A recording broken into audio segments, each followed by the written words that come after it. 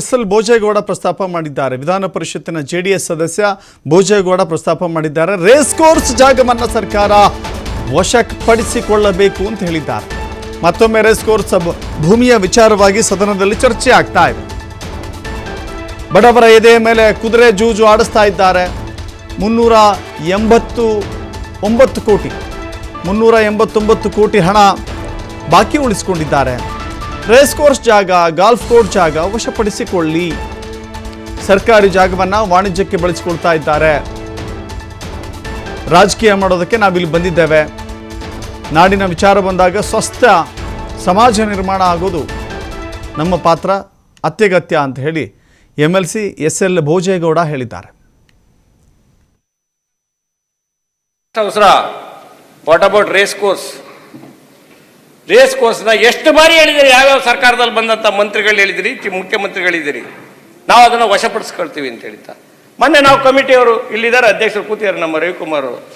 ನಾವು ಹೋಗಿದ್ದು race course ಕ್ಲಬ್ಬಿಗೆ. ಯಾರು ಎದೆ ಮೇಲೆ ಕುದುರೆ ಓಡಿಸ್ತಾ ಇರೋದು?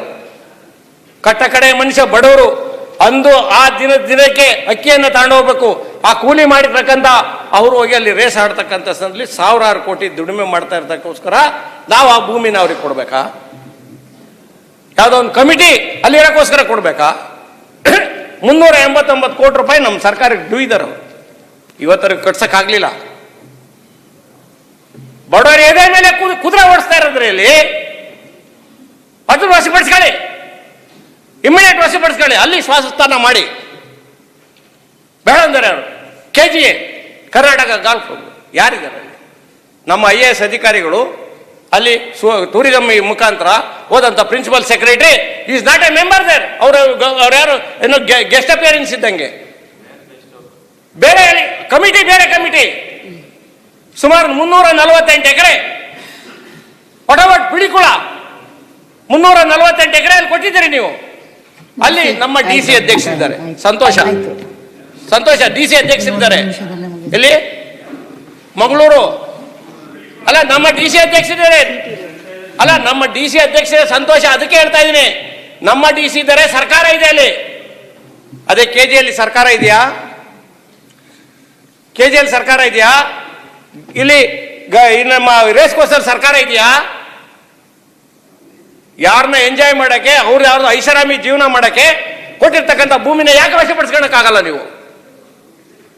ಈ KGನಲ್ಲಿ ಯಾಕೆ ಸುಮಾರು 180 ಎಕರೆ ಕೊಟ್ಟಿದ್ರಲ್ಲ, ಅಲ್ಲಿ ನಮ್ಮ ಸರ್ಕಾರಕ್ಕೆ ಏನು ಪಾತ್ರ ಇದೆ? ಅಲ್ಲಿ